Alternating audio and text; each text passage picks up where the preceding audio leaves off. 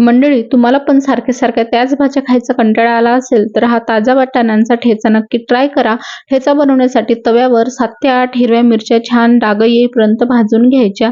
नंतर यामध्ये 5 ते 6 लसणच्या कळ्या टाकून थोडं तेल टाकून लसण आणि मिरची सुद्धा थोडं डाग येईपर्यंत भाजून घेतले की एका वाटीमध्ये काढून घ्यायचे.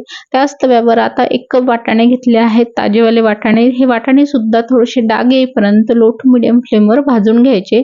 वाटाणे भाजले की थंड करायला एका बाउलमध्ये काढून घ्यायचे. एका खलबत्त्यामध्ये भाजून ठेवलेले लसण, हिरवी मिरची घालायची. त्यामध्ये जिरं आणि मीठ घालायचं थोडं.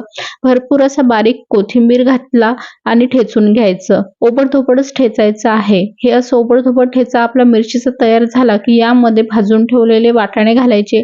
वाटाणे घालून ठेचायचं. हे वाटाणे सुद्धा ओबडधोबडच ठेचायचे आहे. आपला ठेचा तयार आहे. कच्चा सुद्धा खाऊ शकता, पण मी फोडणी देणार आहे.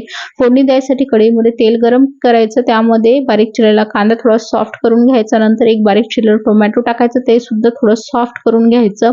1/4 टीस्पून हळद घालायची. मिरची पावडर मी घातलं नाहीये, तुम्हाला घालायचं असेल तर घालू शकता. नंतर हा तयार केलेला ठेचा घालायचा. चवीनुसार थोडं मीठ घालायचं. 1 ते 2 मिनिटं मीडियम फ्लेमवर याला परतवायचं. जास्त परतवायची सुद्धा गरज नाहीये. बारीक चिरलेला कोथिंबीर घालायचा आणि तयार झाला या झणझणीत असा वाटाण्याचा ठेचा. मग तुम्ही पोळी बरोबर खा, भाताबरोबर किंवा भाकरी बरोबर.